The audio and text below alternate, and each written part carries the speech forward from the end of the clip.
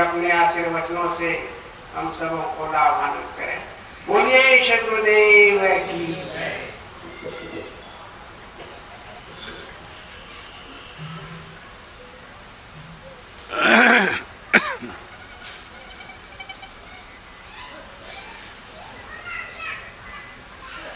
कैसे भाई तो मौन है?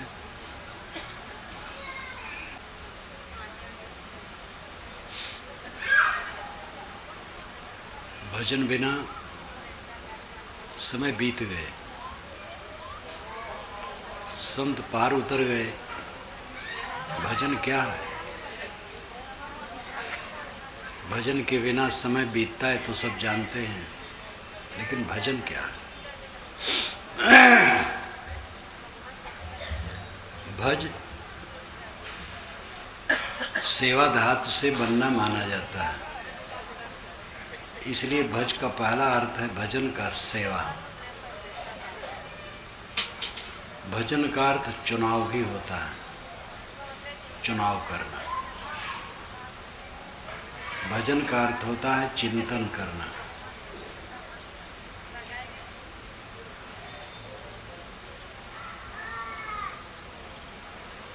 जैसे रुई धुन धुन करके उसके रेसे रेसे अलग कर देता है धुनने वाला, सारी कचड़े छल जाते हैं, साफ रुई हो जाती है।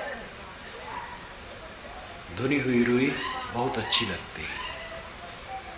और मशीन से जो कारखानों में धुनाई होती है, पहली बार मैंने देखा, एक कारखाना में लोग मुझे ले गए, मैनेजर की इच्छा थी कि मैं देखूं,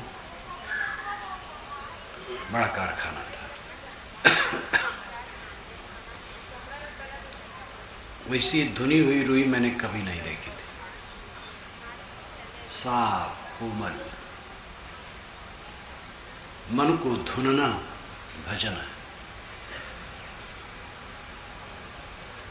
मनुष्य का जीवन ही है मनन योग्य। मननात् मनुष्य, मनन करने के कारण से इसका नाम मनुष्य है। लेकिन ये मनन नहीं करता है, विलास करता है और चिंता करता है। मनोविलास और मन से चिंता, मनन भजन है, मनोविलास बंधन है। एक बूढ़ा जवान होने की कल्पना करता है, मन ही मन में वो जवानी का उपभोग करता है। पैदल चलता है लेकिन हवाई जहाज में मन ही मन से चलता है। बहुत साधारण स्थिति में है लेकिन अरबपति होने की कल्पना करता है। काम भोग, लोभ, मोह, किसी को नीचा दिखाने की चेष्टा, अनेक कल्पनाओं में रहता है। ये मनोविलास। और चिंता करता है, उद्वेगित होता है, मनन नहीं करता। मनन भजन है। रुई को जैसे धुना जाता है, मनन मन को धुनना। मनन का अर्थ है विवेक करना। मनन का अर्थ है जो जैसे है उसको उसी दृष्टि से देखना। जो जैसे है उसको उसी दृष्टि से देख लेना ही आत्म साक्षात्कार का द्वार है। आदमी वैसे नहीं देख पाता है, विपरीत देखता है। शरीर को ठीक से देख लिया जाए तो शरीर से वितृष्णा हो जाएगी। शरीर क्या है? कपड़ा हटा दो तो मैला चाम ऊपर से लपेटा है, चाम को हटा दो तो मांस है, गीला गीला, जो रक्त और पानी से लिबलिबा है, और उसमें नसें फैली हैं, मोटी और पतली अनेक प्रकार की है। उसको हटा दो, मांसपेशियों को, तो हड्डी का ढांचा है। उसके अंदर टट्टी पेशाब की थैलियां लटकी, इतना भयंकर रोग। और एक एक रोग व्याधि इसमें अपना स्थान बना करके रहते हैं। मन का उद्वेग है, अशांति है, पीड़ा है। जिस शरीर के प्रति हमारा आकर्षण वो क्या है, ये चिंतन है। शरीर की स्थिति को देखना चिंतन है। आप जहां हैं अपने से पूछें, यहां मेरा क्या है, मेरा कौन है। बंदे कर ले आपने मेरा में छोटा पद है सदगुरु का, लेकिन थोड़े में बहुत है। बंदे कर ले आपने मेरा, आप जियत लख हो आप ठौर कर, मुए कहाँ घर तेरा। यही अवसर नहीं चेते हो प्राणी, अंत कोई नहीं तेरा।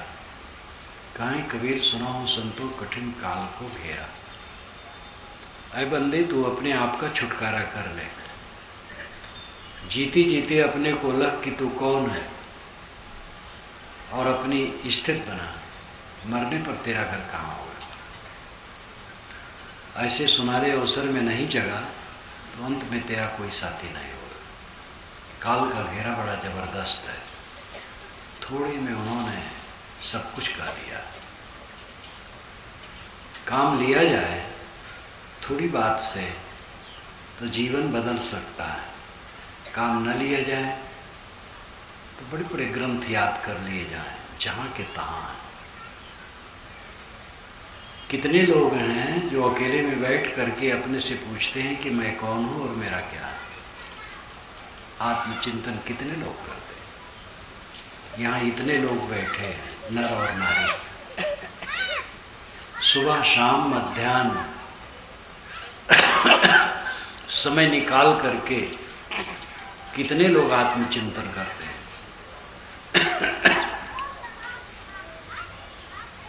समय व्यतीत करते हैं। समय तो सबका व्यतीत हो जाता है।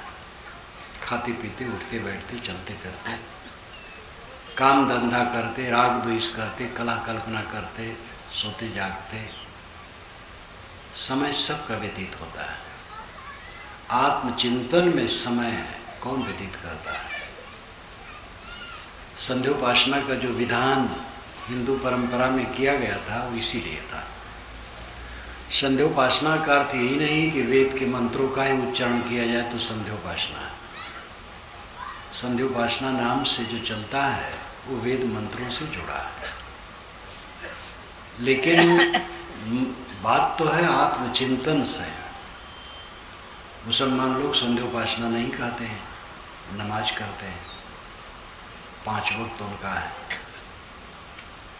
उसमें भी आत्मचिंतन की ही बात होनी चाहिए, लेकिन वो प्रार्थना करके रह जाते हैं। आर्य और सामी परंपरा में प्रार्थना की प्रधानता थी। वेदों को आप पढ़िए तो प्रार्थना प्रार्थना, प्रार्थनाएं भरी है। ईसाई लोग प्रार्थना करते हैं, मुसलमान लोग जो नमाज पढ़ते हो प्रार्थना ही, नमन प्रार्थना। प्रार्थना से आगे बढ़ करके चिंतन है। आज परंपरा में चिंतन बढ़ा और फिर ध्यान।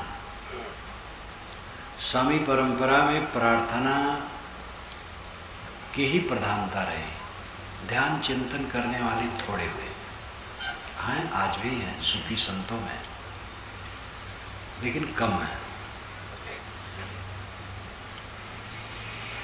प्रार्थना करने के लिए ही कोई अकेले बैठता है, अच्छा है, कुछ तो करता है। अधिकतम लोग तो कुछ नहीं करते। मुसलमानों में तो नमाज की बात है कि सब मुसलमान के लिए जायज है। सैयद, शेख, पठान, मुगल, मेहतर, नाई, धोबी, कोई भी मुसलमान हो, सब नमाज पढ़े, सब मस्जिद में जाए और एक ही पट्टी पर बैठ करके सब पढ़े। हिंदुओं का दुर्भाग्य, संध्योपासना का जो विधान भी है वो द्विजों के लिए। इसमें बैठे लोगों में तो शायद ही कोई को अधिकार नहीं। द्विज का अर्थ है ब्राह्मण, क्षत्रिय, वैश्य, जिनका यज्ञोपवीत होता है, वही संध्योपासना कर सकते हैं, क्योंकि संध्योपासना में वेद मंत्र होते हैं और वेद मंत्रों को पढ़ना और उच्चारण करना ये द्विजों का अधिकार है, अधिज का नहीं। ब्राह्मण का, बनिया का और ठाकुर का। ये दुर्भाग्यपूर्ण है, लेकिन मूल वेद में ऐसा नहीं। ये पीछे वालों की लीला है। पीछे वालों ने बहुत गड़बड़ाया है। ये तो मैं कई बार आप लोगों के बीच में कहता हूँ कि आजकल के जो जगत गुरु कहलाने वाले हैं ये प्राय विद्वान होते हैं, लेकिन कहते हैं वेदों में अधिजों का और स्त्रियों का अधिकार नहीं, और चारों वेदों में कहीं एक लाइन में नहीं लिखा है कि वेद में किसका अधिकार है और किसका नहीं, मानव मात्र का अधिकार है। जिसका बैल है वो कहता है हमारा बैल कोढ़िया है, दूसरा कहता है नहीं, जब हल में इसको जोड़ा जाता है तो 1 एकड़ जोत डालता है। तो उल्टी पलटी बात लगती है। इतने बड़े बड़े विद्वान कहला करके उस जगत गुरु की गद्दी पर बैठे लोग कहते हैं अधिजों का और स्त्रियों का अधिकार नहीं। तो संध्योपासना का विधान जो हुआ उस द्विजों के लिए हुआ। बाकी लोगों को उन्होंने शूद्र कहा, और उनका तो यही काम है कि जो मोटा काम है वो करें, इसी में उनका कल्याण हो जाए। फुसलाया गया, बहकाया गया।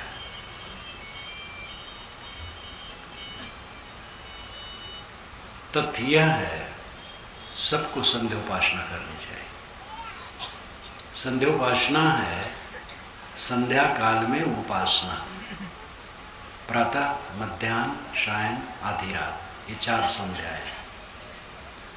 काल की संधि को संध्या कहते हैं। रात बीत गई, दिन आने वाला है, ये प्रातः की संध्या है। दिन के दोनों पक्षों का मिलन दोपहर है, दोपहर संध्या है।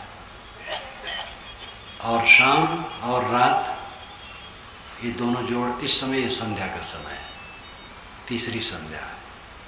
और आधी रात को चौथी संध्या है, रात के दोनों पक्षों का। इस प्रकार 4 संध्याएं। किंतु रात में लोग सोते हैं, इसलिए रात की संध्या को रद्द कर दिया गया।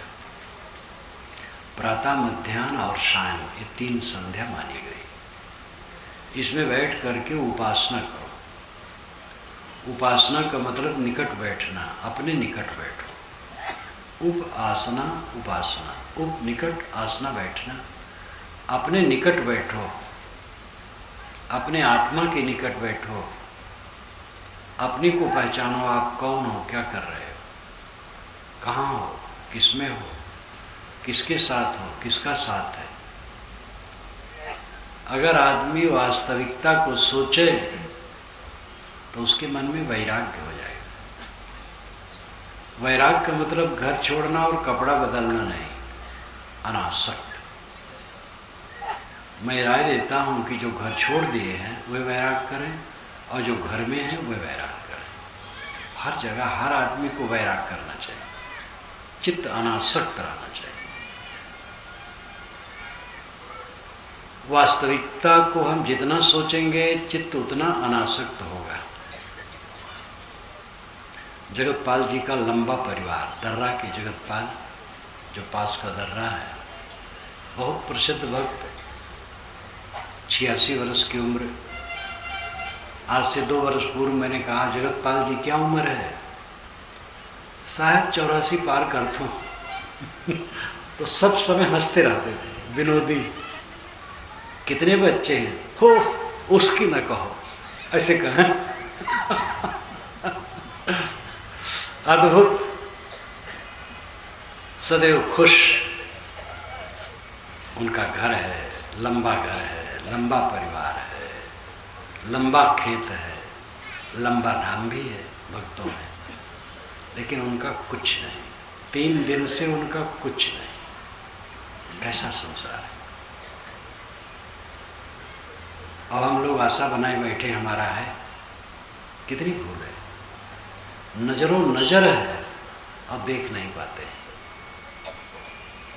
क्यों नहीं देख पाते? जानते तो सब है। जानना काम नहीं करता है जब तक चित्त में उसकी स्थिरता न हो। और चित्त में स्थिरता होगी जब अभ्यास किया जाए। अभ्यास तो बकवास की है। बकवास का अभ्यास सबके मन में है।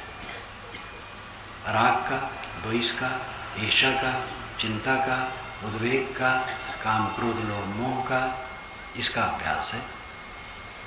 4 लोग बैठेंगे, प्रपंच वार्ता शुरू, बकवास करेंगे।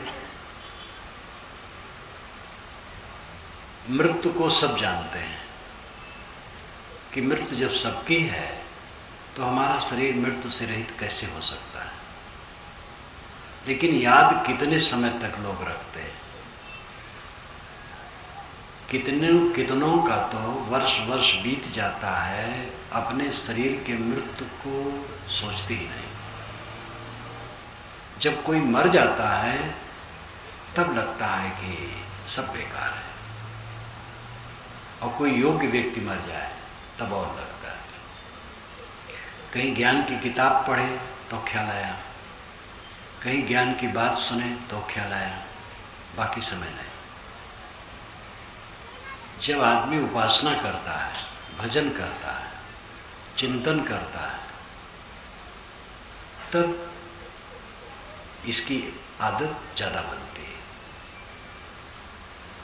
जिस बात को आप सोचेंगे, जिसमें लाभ मानेंगे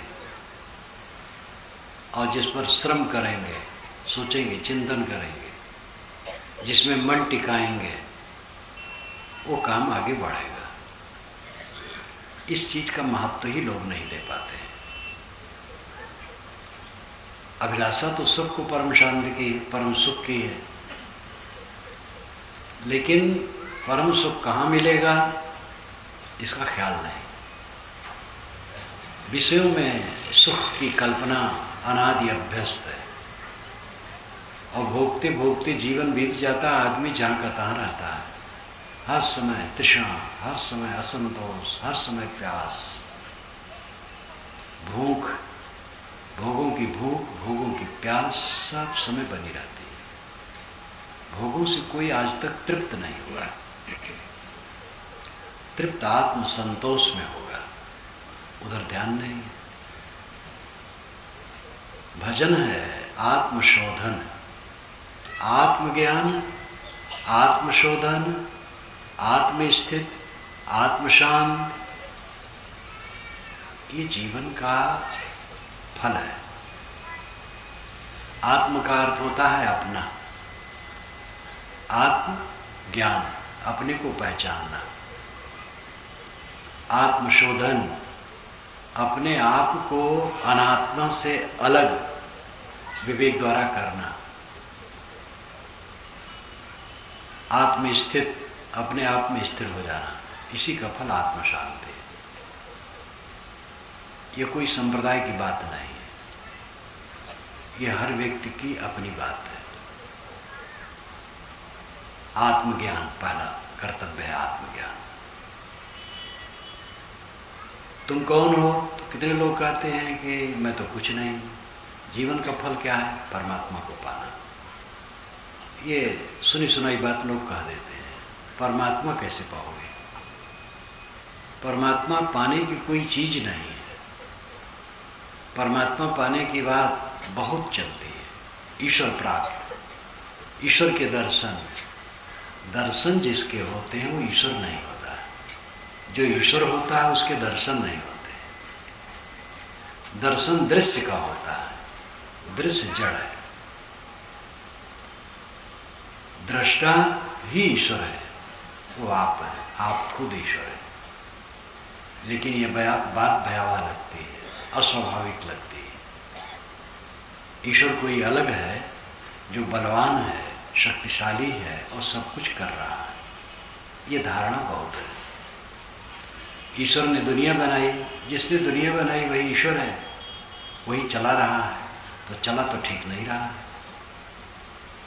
ईसाइयों का एक छोटा सा सम्मेलन हुआ था विद्वानों का इलाहाबाद में, कई वर्ष हो गए, वो है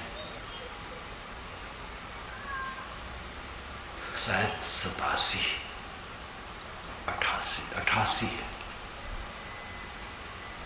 तो मुझे भी निमंत्रित किए थे। इलाहाबाद में ईसाइयों का प्रशिक्षण केंद्र है और दक्षिणी भारत के वहाँ युवक युवती खूब भरे प्रशिक्षण होता है। तो एक कमरे में मीटिंग हुई थी, 2 दिन की थी या 3 दिन की। उसमें हिंदू समाज के विविध शाखा के संत और विद्वान थे, ईसाई थे, मुसलमान थे। तो एक मीटिंग में भिन्न अध्यक्ष चुन लिया जाता था। तो एक आज सामाजिक विद्वान थे जो रसायन शास्त्र के व्याख्याता थे, इलाहाबाद के, रिटायरमेंट उनका था, सन्यासी रूप में थे, वे अध्यक्ष थे, समय दे रहे थे। एक बुजुर्ग जो कोई बड़े अधिकारी पहले रहे होंगे, बड़े अच्छे, 75 वर्ष से कम उम्र नहीं, बड़े सौम्य, 5-5 मिनट उस समय बोलना था। उन्होंने कहा ईश्वर है तो धर्म है, ईश्वर है तो धर्म है। इस पर उन्होंने कई बार दोहराया, फिर समाप्त किया। उसके बाद मेरा नंबर था, फिर समाप्त था वो मीटिंग। मैंने कहा ईश्वर है तो धर्म है, ईश्वर होगा अपना धर्म वो जानता होगा, मनुष्य है तो धर्म है, मनुष्य के धर्म की जरूरत है। ईश्वर ने भले दुनिया बनाई हो लेकिन वो चला नहीं पा रहा। आतंकवादी आते हैं उपासना स्थल में, बंदूक से उड़ा देते हैं 10-20 को, और ईश्वर कुछ नहीं कर पाता, ईश्वर चला नहीं पा रहा। ये कहना था कि जो ठहाका मचा सब हंस डाले, मौलवी और पादरी भी हंस डाले, क्योंकि वो बड़े कट्टर ईश्वरवादी होते हैं। हिंदू परंपरा के तो कोई विद्वान हो कट्टर ईश्वरवादी नहीं होते, आत्मवादी होते हैं। लेकिन मौलवी और पादरी कट्टर ईश्वरवादी होते, लेकिन वो भी हंस डाले। और जिस विद्वान की प्रतिक्रिया में मैंने कहा था वो तो हंसते रह गए। जब समाप्त हुआ, जलपान के लिए सब उठ खड़े हुए, तो इलाहाबाद के वाइस चांसलर रह चुके थे, अफसरी छोड़ दिए, मार्क्सवादी विचार के थे, प्रसिद्ध विद्वान थे। उन्होंने कहा आपने तो परम सत्य कह दिया, मैं कह नहीं पाया। मार्क्सवादी थे, वो तो ईश्वर पर आलोचना अच्छी कर सकते थे। तो मैंने कहा आपको कुछ डर रहा होगा। अगर ईश्वर ने दुनिया बनाई है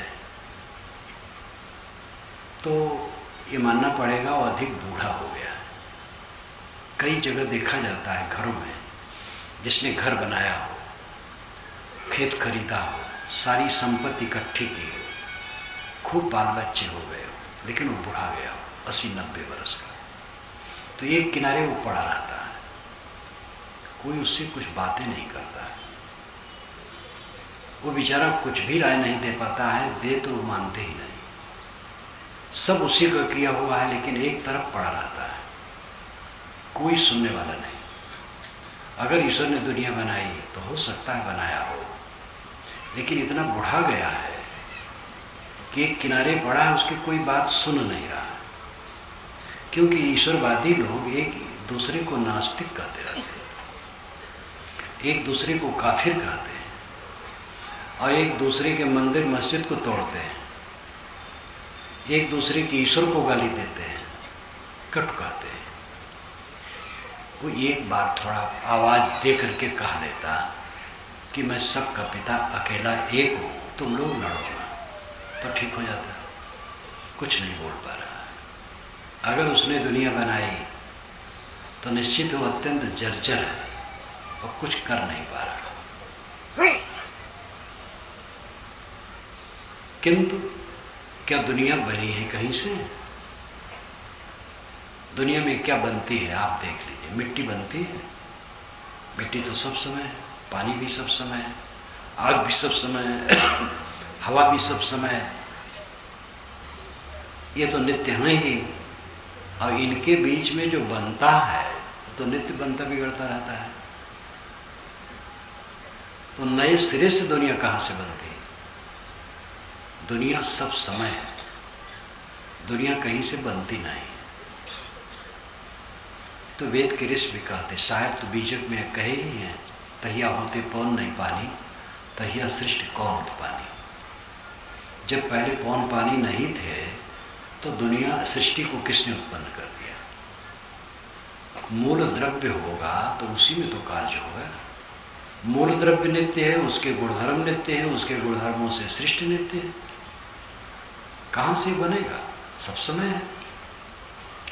वेद के ऋषि भी कहते हैं, को ददर्श प्रथमम जायमानम स्तनवंतम यद अनस्था विभर्त।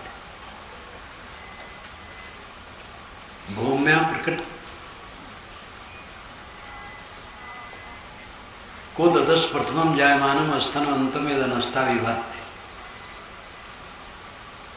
किसने देखा है? जो सूक्ष्म प्रकृति है पूरे स्थूल जगत को लेकर के चल रही है, उसको उत्पन्न होते किसने देखा है? स्तनवंतम यद अनस्था विवाद। अनस्था हड्डी रहित, अस्था हड्डी वाली, ये जगत हड्डी वाला है। पेड़ पहाड़ सब पार्थिव पदार्थ है, लेकिन सूक्ष्म प्रकृति में ये सब नहीं है। सूक्ष्म है, सूक्ष्म कणों का प्रवाह है, वो प्रकृति है। उस प्रकृति से स्थूल जगत बनता है। उस मूल प्रकृति को उत्पन्न होते किसने देखा है? ये वेद के ऋषि, ऋग्वेद के ऋषि कहते हैं। भूम्या असुर सृगात्मक वसित को विद्वान उपगात पृष्ठमेतत्, को विद्वान उपगात पृष्ठमेतत्। भूम्या असुर सृगात्मक वसित, भूमि से अस और असृग बन गया। भूमि जमीन, यहाँ का लाक्षणिक अर्थ है जड़ प्रकृति। असु प्राण, असृग रक्त। इसका लाक्षणिक अर्थ है सूक्ष्म शरीर और स्थूल शरीर, ये बन गए। जड़ प्रकृति से सूक्ष्म शरीर बन गया, स्थूल शरीर बन गया। आत्मा कैसे? आत्मा क्या है? को विद्वान उपगात प्रश्न में तत्। कौन विद्वान के पास जाता है इस बात को पूछने के लिए? आज जैसे सत्यता है वैसे उस काल में थी। वैदिक युग में भी आत्मा को समझने के लिए कौन चिंता करता है? ऋषि कहते हैं, को विद्वान उपगात प्रश्न में तत्। कह विद्वानम उपगात प्रष्टुम एतत्। एतत् इतनी बात प्रष्टुम पूछने के लिए, को कह कौन? विद्वानम उपगात, विद्वान के पास जाता है। सूक्ष्म प्रकृति जो ये अनंत विश्व ब्रह्मांड को लेकर के निरंतर गतिशील है, उसको उत्पन्न होते किसने देखा है? सूक्ष्म शरीर, स्थूल शरीर जड़ प्रकृति से बन गए, ये तो समझ में आता है, लेकिन आत्मा वो तो जड़ से नहीं बन सकता। उस आत्मा के विषय में कौन पूछने वाला है? किसको परी? आज जैसे मन है वैसे पहले भी था। आज जैसे अच्छा बुरा है वैसे पहले भी था। पहले का जमाना दूध का धोया था, आज खराब है, आगे और खराब आएगा, ऐसा कुछ नहीं। सब समय वही संसार है। आज भी जो अपना कल्याण करना चाहे उसके लिए सतयुग है।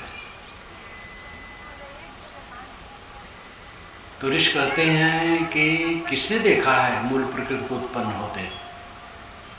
जगत नित्य है। ईश्वर की अवधारणा मनुष्य के आत्मबोध के अभाव का फल है। जिसे आत्मबोध हो जाएगा अलग ईश्वर की कल्पना नहीं करेगा।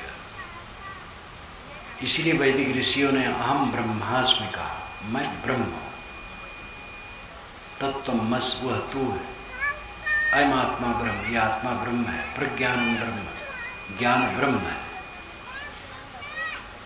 और इसका असर सगुण उपासकों में भी है। सगुण उपासक की किसी पुस्तक में देखो तो बात समय से आ जाती है कि हृदय निवासी वो है, प्रकृत पार प्रभु सब और वासी, गोस्वामी जी कहते हैं। प्रकृत पार प्रभु सब और वासी, प्रभु प्रकृति से परे है और सबके दिल में बैठा है। अब आप सोचिए, आपका भी दिल है तो उसमें दो बैठे हैं कि एक बैठा है? अपने आप में अनुभव कीजिए कि इसमें दो दृष्टा है कि एक दृष्टा है? एक दृष्टा है जो आप हैं। आपके अलावा भी कोई दृष्टा उसमें भगवान अलग से बैठा है? तो जो प्रकृति पार है और सबके उर्वे बसा है वो ये जीव ही है। इसी को ब्रह्म परमात्मा कहते हैं। आत्मबोध पंडित महात्मा लोग चिंतन नहीं करते हैं, ज़्यादातर तो सस्ता नुस्खा बांटने में लगे रहते हैं। भगवान, एक भगवान जबरदस्त बना लेते हैं, उसको खुश कर दो, उसका नाम ले लो, उसको लड्डू चढ़ा दो तो सब फल आपको दे देगा, दूध पूत दे देगा और मोक्ष भी दे देगा। ये रास्ता बहुत सरल है और इसमें लोगों को फुसलाया अच्छा जा सकता है। त्याग वो करने की कोई ज़रूरत नहीं, भगवान का नाम लो, सब काम हो जाएगा। और इसमें बहुत सस्ते सस्ते नुस्खे बने, ये भटकाव है। घट घट में वही साईं बसत है, यही वास्तविकता है। घट घट में जो बैठा है प्रकृति पार प्रभु सबोरवासी, वो जीव ही है, आत्मा ही है, वही परमात्मा है और कोई अलग परमात्मा नहीं। आत्मबोध सही होना चाहिए। आत्मबोध में ये ज़्यादा ढिढोरा है कि आत्मा व्यापक है। एक अखंड वस्तु अगर सर्वत्र व्यापक हो तो दुनिया में दुनिया होगी ही नहीं, हलचल नहीं होगी, क्रिया नहीं होगी। एक वस्तु हो और ठोस हो, अखंड हो और सब जगह हो तो गमनागमन कैसे होगा, क्रिया कैसे होगी? एक आत्मा व्यापक है, ये कहना गलत है। आत्मा एक नहीं है, अनेक है। देखो इतने लोग बैठे हैं, उपदेष्टा और उपदेश सुनने वाला दोनों एक कैसे है? एक है का मतलब है सभी आत्माओं के गुण एक है, क्वांटिटी और क्वालिटी। क्वालिटी में एक है, क्वांटिटी में एक नहीं, संख्या में अनेक है। लेकिन भावुकता में लोग बहते हैं। आत्मा एक है और व्यापक है। व्यापक शब्द महिमा परक है। व्यापक मतलब महान है, आत्मा महान है। श्रुत में कहा गया अड़ो अड़ियाम मातु महियान, वो अणु से अणु है और महान से महान है। स्वरूप से अत्यंत सूक्ष्म है लेकिन शक्ति से अत्यंत बलवान है। सारा ज्ञान विज्ञान किसका है? लोग कहते हैं मनुष्य अल्पज्ञ, अल्पज्ञ, बहुज्ञ और सर्वज्ञ, ये तीन बातें हैं। अल्पज्ञ और बहुज्ञ होते हैं, सर्वज्ञ की केवल कल्पना है। अल्पज्ञ जो कम जाने और सर्व और बहुज्ञ जो ज़्यादा जाने, इसमें भी कई श्रेणियां हो जाएंगी। और सर्वज्ञ का अर्थ है जो सब कुछ जाने, तो उसकी कल्पना है। ईश्वर है जो सर्वज्ञ, सब कुछ जानता है। ईश्वर के विषय में हमारी कल्पना है कि ईश्वर हर जगह है और सब कुछ जानता है और कुछ भी कर सकता है। सर्वज्ञ है, सर्वशक्तिमान है, सर्वत्र व्याप्त है। और ये कल्पना बड़ी सुंदर है। ये कल्पना इसलिए है कि हमें दुख न हो, क्योंकि हर जगह वो है, वो गलत होने ही नहीं देगा, लेकिन गलत होता है। गत वर्ष में बंबई में रेलवे में विस्फोट कई जगह एक ही दिन हुआ। निरपराध लोग मारे गए। और खाली बंबई बात नहीं है, रोज रोज तो होता है दुनिया में अत्याचार, दुराचार, हत्या, कुकर्म।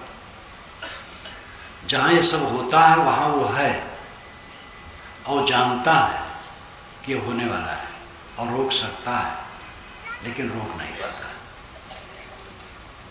तो उस पर कोई प्रतिबंध लगा हुआ है, अब आज तक वो प्रतिबंध हटा नहीं, तो उससे क्या आशा की जाए। तो ये सुंदर कल्पना है, तथ्य नहीं। तथ्य यह है कि सर्वत्र नियम है, जो करोगे वो भरोगे। कोई रोकने वाला नहीं, कोई संभालने वाला नहीं, खुद को संभालना होगा। परमात्मा हर आत्मा है, व्यापक कोई वस्तु दुनिया में नहीं है, सब अलग अलग है। व्यापक महिमा परक शब्द है। सर्वज्ञ कोई नहीं, सर्वज्ञ का आंशिक अर्थ हो सकता है। जैसे साइकिल बनाने में कोई निपुण है तो साइकिल बनाने में वो सर्वज्ञ है, ये कह दिया जा सकता है। अपने विषय में सर्वज्ञ कह दिया जा सकता है। लेकिन सर्वथा सर्वज्ञ कोई नहीं है।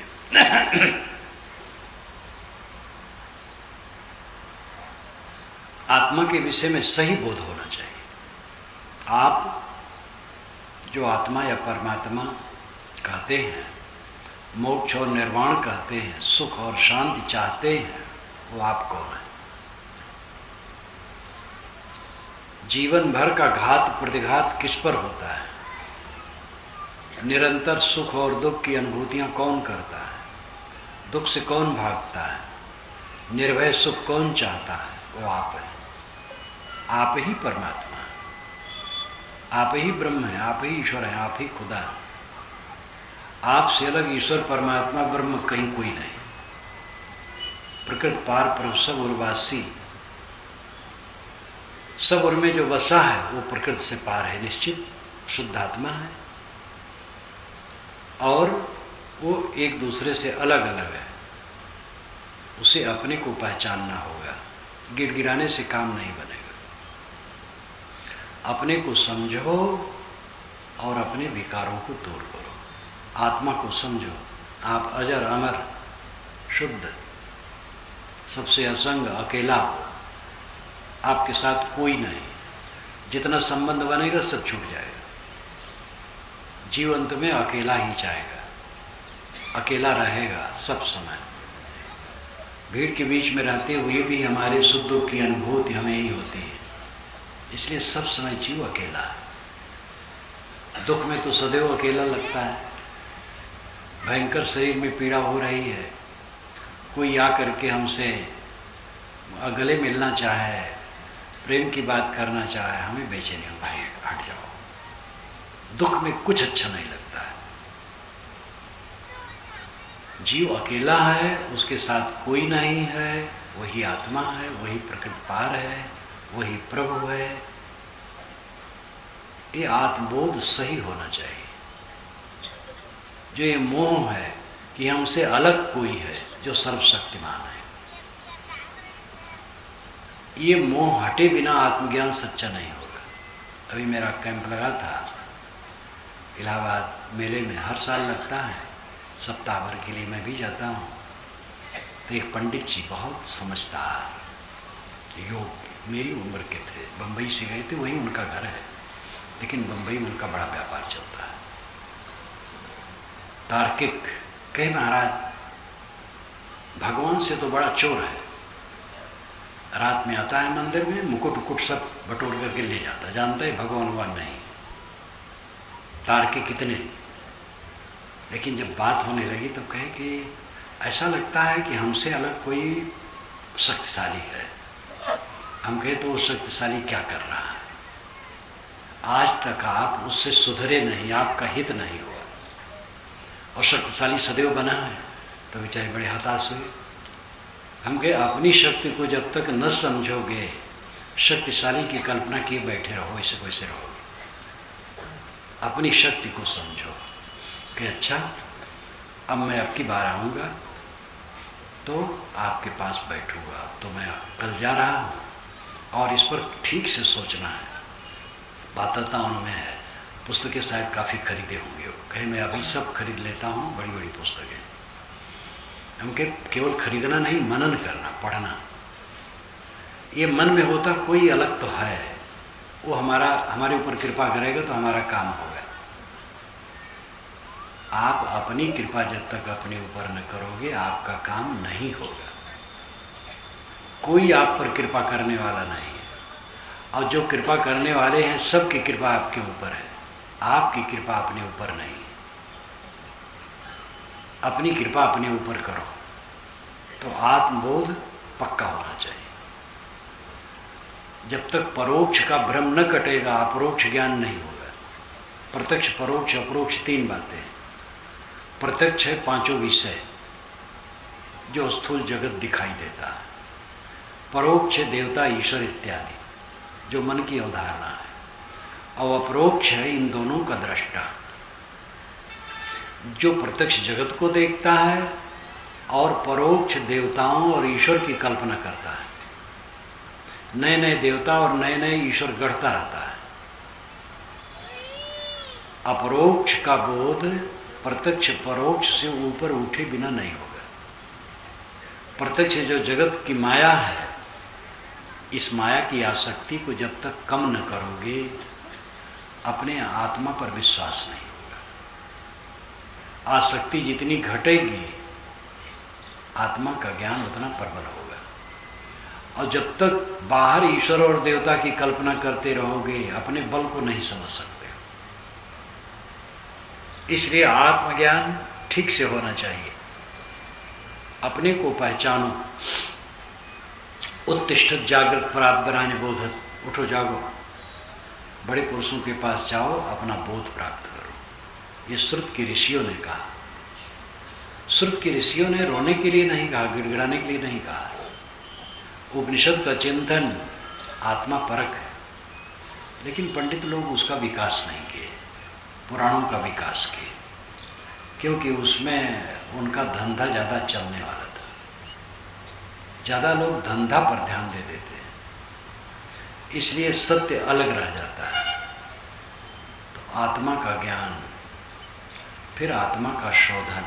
शोधन का अर्थ है जैसे कि चावल में कंकड़ है, कीड़े कचड़े, कीड़े कचड़े कंकड़ को हटाने की क्रिया चावल का शोधना है। जब सब बीजात तत्व निकल गए तो चावल रह गया शुद्ध। तेल का शोधना, पानी का शोधना। जिस चीज को हम सोचते हैं उसके अतिरिक्त वस्तुओं को हटा देते हैं, वही शोधना कहलाता है। आत्मशोधन, अपने से अलग वस्तुओं को चित्त से हटाओ, ये आत्मशोधन है। ये स्थूल शरीर अन्नमय कोश है जो हाड़ चाम का ढांचा है, ये मैं नहीं हूँ, क्योंकि ये जड़ है, अपावन है। मैं शुद्ध चेतन हूँ। दूसरा प्राणमय कोश है। शरीर भर में जो हवा व्याप्त है वो प्राण, अपान, समान, व्यान, उदान, किरकल, धनंजय, देवदत्त, नागकूर्म इत्यादि 10 नामों से जो विभाजित है, वो शरीर में जो प्राण है, हवा का अंश, ये प्राणमय कोश है। ये प्राणमय कोश में नहीं।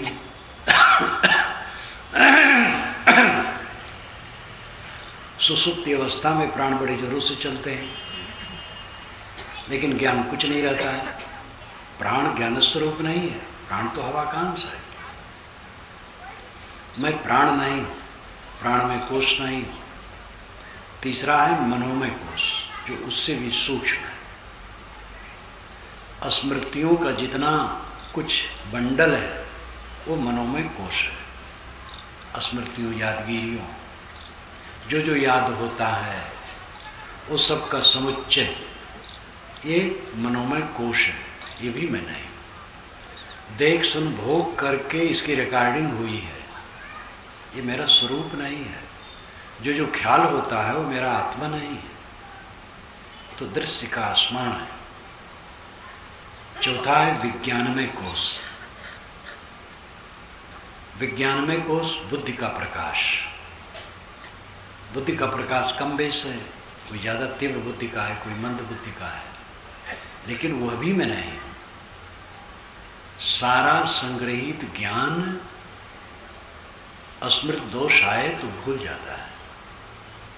महापंडित राहुल सांकृत्यायन 33 भाषाओं का ज्ञाता, दुनिया में अधिक देशों में भ्रमण करने वाला, 100 से अधिक पुस्तकों का लेखक, जब उसको स्मृत भ्रंश दोष हुआ तो कुछ नहीं जानता था। एक बार कांपते हुए दिल्ली में अपने मित्र का हाथ पकड़ करके उठा और कहा कि मैं पढ़ा लिखा आदमी हूँ। भिक्ष धर्म रक्षित जो काशी सारनाथ के महाबोधि सभा के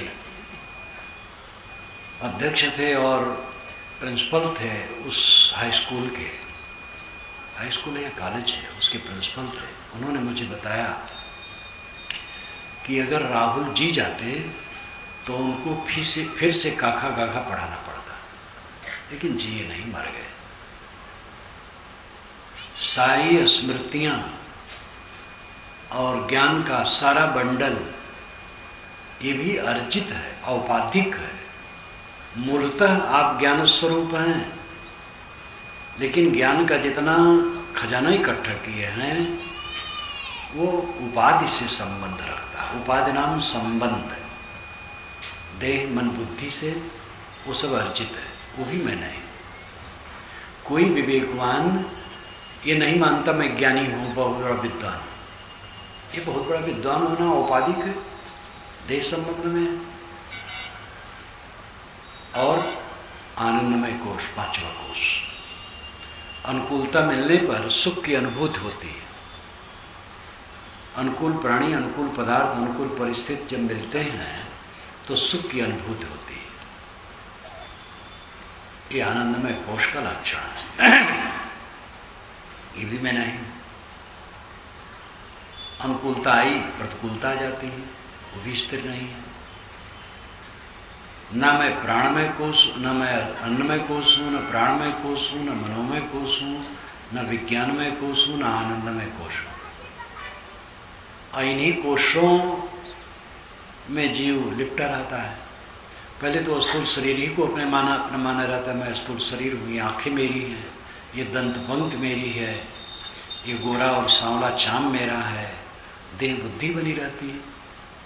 फिर प्राण में अहंकार, सांस में अहंकार, फिर मन में अहंकार, मान्यताओं में अहंकार, फिर ज्ञान अर्जित ज्ञान में अहंकार, फिर अनुकूलता के सुख में अहम का अहंकार। इस प्रकार जीव इसमें लिपटा रहता है, इसीलिए सुखी दुखी होता रहता है। सुखी क्या?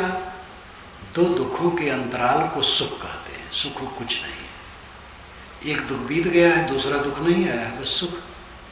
और सुख क्या है? हरदम दुख तो भोग रहा है। जैगी सभ्य और आवट्य ऋषि की कथा आती है काल्पनिक। ये सांख्य परंपरा के दोनों ऋषि थे।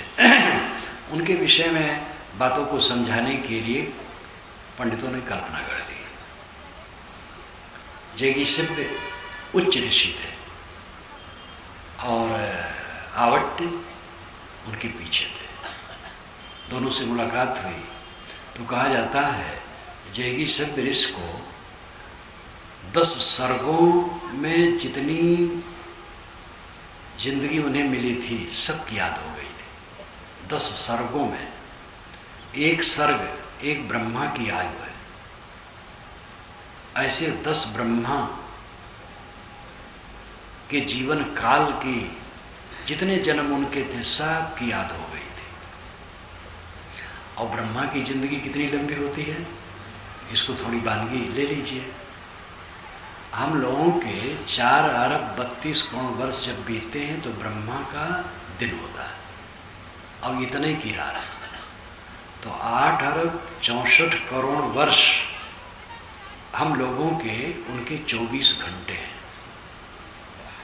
ऐसे 30-24 घंटे का महीना और 12 महीना का वर्ष और 100 वर्ष की आयु, ये इतना एक ब्रह्मा की आयु होती है। ऐसे 10 ब्रह्माओं के आयु पर्यंत जैगी से वरिष्ठ जहाँ जहाँ देह धरे थे सबकी याद हो गई। तो आवट्ट ने कहा भगवान इतने लंबे अंतराल में आपको सब याद है, सुख ज्यादा मिला कि दुख ज्यादा मिला? जैगी सब ने कहा केवल दुख मिला, सुख कहीं मिला ही नहीं। तो कहे महाराज संतोष जो परम सुख है उसको भी आप दुख में ठेल दिए। तो कहे देखो तृष्णा का दुख है इसलिए संतोष सुख है, तृष्णा न हो तो संतोष की भी जरूरत नहीं। ये बात कितनी खरी है। श्री काशी साहब की बात याद आती है कि सुख स्वरूप जीव नहीं जानो। जीव के स्वरूप में कोई सुख नहीं है, दुख नहीं है, सुख नहीं है। दुख सुख से परे परम पद है। लेकिन सामान्य लोगों के लिए कहा जाता भाई सुख है, क्योंकि दुख नहीं है तो सुख है। सुख ही की तो फांसी है, सुख ही तो भटका रहा है। सुख के लिए लोग भटक रहे हैं। एक स्त्री के शरीर में सुख है तो पुरुष ललचाता है। अब स्त्री के शरीर में सुख हो तो अपने शरीर के सुख को लेकर के वो सुखी रहे, तो पुरुष के शरीर में वो क्यों ललचाती है? और पुरुष के शरीर में सुख है तो पुरुष अपने शरीर के सुख को लेकर सुखी रहे, वो स्त्री के शरीर में क्यों ललचाता है? दोनों को भ्रम है, न वहां सुख है न वहां सुख है। ये सुख की फांसी है। सुख के चक्कर में सब दुख भोग रहे हैं। तो जैगी सभ्य ने कहा कि तृष्णा दुख है इसलिए संतोष सुख है। तृष्णा न हो तो संतोष की जरूरत ही नहीं। इतना ऊंचा ज्ञान। तो ये कल्पना भी, ऐसा कोई यादोद नहीं होता है। कहानियां प्रायः काल्पनिक हुआ करती हैं बातों को समझाने के लिए। आप लोग सब कल्पना कीजिए, जब से जन्म लिए क्या सुख पाए? थपेड़े थपेड़े थपेड़े, और उसी में थोड़ी खुजलाहट बीच बीच में हो गई, वही सुख मान लिए। और वही खुजलाहट दुख की जड़ है। जहाँ जहाँ सुख माने हैं वही दुख दिया है। लेकिन ये समझना कठिन है। विशाल साहब ने कहा है जग दुख देखब कठिन है और सहज सब बात। जगत में दुख देखना कठिन बात है और बात सब सहज है। पतंजलि महाराज ने कहा दुख में वो सर्वम विवेकिना, विवेकवान को सब दुख में लगता है, अविवेकी तो उसमें सुख की कल्पना करता, भटकता है, क्योंकि दृष्टि उसकी साथ नहीं है। आत्मशोधन का अर्थ है अनात्मा से अपने को अलग करने का चिंतन करना। मैं देह नहीं हूं, प्राण नहीं हूं, मन नहीं हूं, बुद्धि नहीं हूं, अहंकार नहीं हूं। जो कुछ संबंध है वो संबंध मैं नहीं हूं, असंबंध अकेला। जब ऐसा चिंतन करने लगे साधक तो धीरे धीरे उसे स्वयं अनुभव होगा। आत्मशोधन इसे कहते हैं। तब आत्मस्थित, आत्मशोधन से आत्मस्थित होती है। आत्मा में ठहराव। सनत कुमार ने नारद को समझाते हुए छांदोग्य उपनिषद में कहा है, बहुत लंबी चर्चा है। अंत में जो अंश है गद्यात्मक मंत्र है वो, और अंत का वो अंश है आहार शुद्ध हो, सत्व शुद्धि, सत्व शुद्ध हो, ध्रुवा स्मृति, अस्मृत लंबी सर्वग्रंथि नाम विप्रमोक्ष। आहार के शुद्ध होने से सत्व शुद्ध होता है, सत्व शुद्ध होने से चित्त स्थिर होता है, और स्थिरता से सारी गांठें कट जाती हैं। आहार का अर्थ है जो कुछ हम आहरण करें। आहरण का अर्थ है खींचना, लेना। आँख से रूप, नाक से गंध, कान से शब्द, जीभ से रस, चाम से स्पर्श, मन से संकल्प विकल्प, इन सब का हम आहरण करते हैं, खींचते हैं, ग्रहण करते हैं, इसलिए आहार है। शब्द स्पर्श रूप रस गंध और संकल्प विकल्प ये आहार है। ऋषि कहते हैं आहार शुद्ध हो, जब ये शुद्ध हो जाते हैं, जब हम ठीक देखते हैं, ठीक सुनते हैं, ठीक सूंघते हैं, ठीक चीखते हैं, ठीक छूते हैं, ठीक सोचते हैं, तब सत्व, सत्व का अर्थ है अंतःकरण, दिल, तो वो साफ हो जाता है, मलिनता नहीं रहती।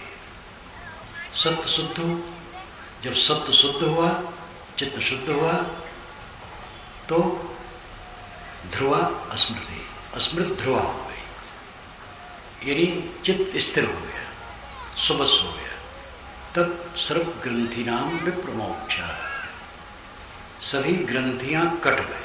विप्रमोक्ष कट जाना, पूरी तरह से कट जाना। ग्रंथियां हैं मानसिक विकार, क्रोध, काम, लोभ, मोह, राग, द्वेष, चिंता, उद्वेग, चिपकाहट जगत से, ये ग्रंथियां कट जाती, बिल्कुल आपके सिद्धांत के अनुसार, पारक सिद्धांत के अनुसार। इसलिए श्री काशी साहब ने लिखा है अपने ग्रंथों में कि पारखी संत जुग जुग से होते आए। पारखी परंपरा कबीर साहब से है, लेकिन पारख जीव का स्वरूप है, तो सदा से है। यास मुनि ने निरुक्ति में वेद मंत्रों का भाष्य करते हुए ये चर्चा की है। यास मुनि ईसा से 800 वर्ष पहले हुए हैं, आज से 2800 वर्ष पूर्व यास मुनि हुए हैं। वेद को समझने के लिए उनका निरुक्त बहुत महत्वपूर्ण पुस्तक है।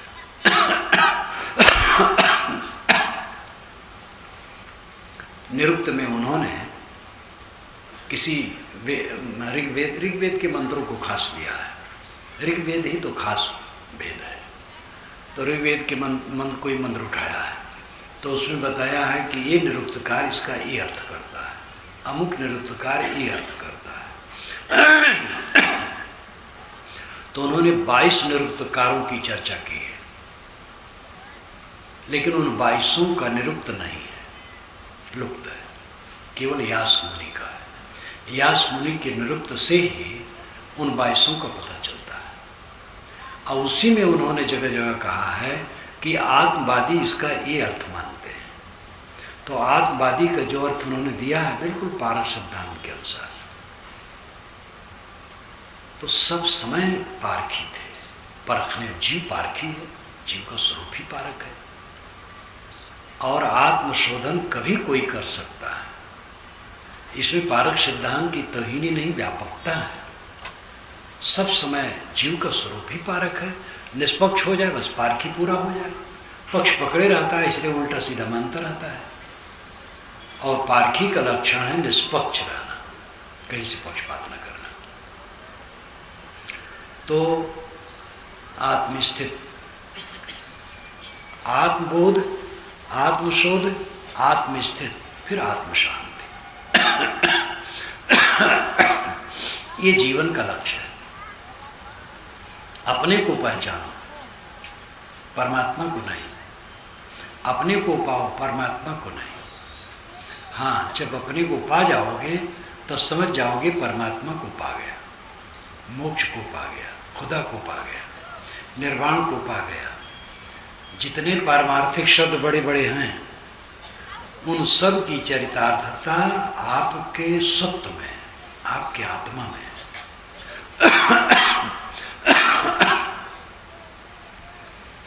तेल और पेट्रोल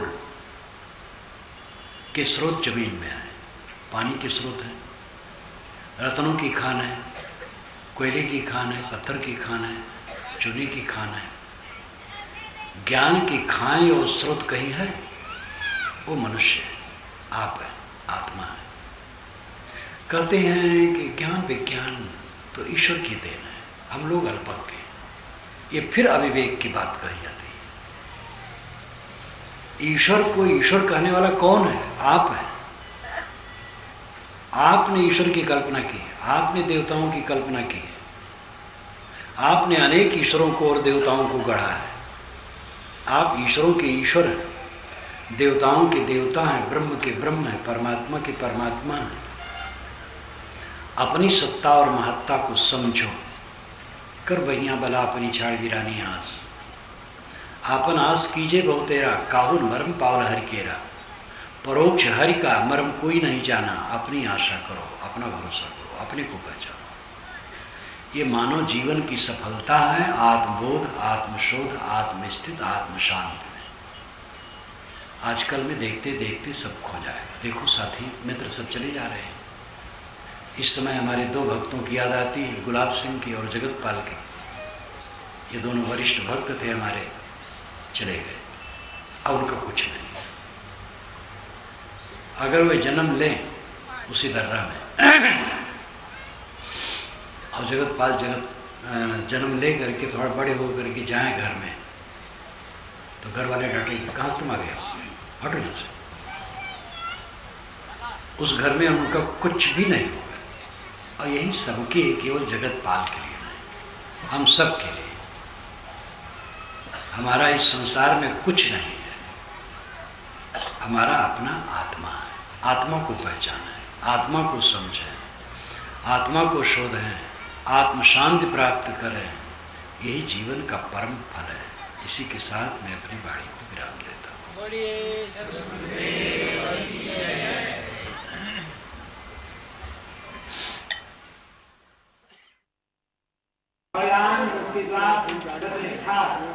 जो नियम जो की वाणियां हैं, इन पर भी उद्धव जी की टीका उपलब्ध है। और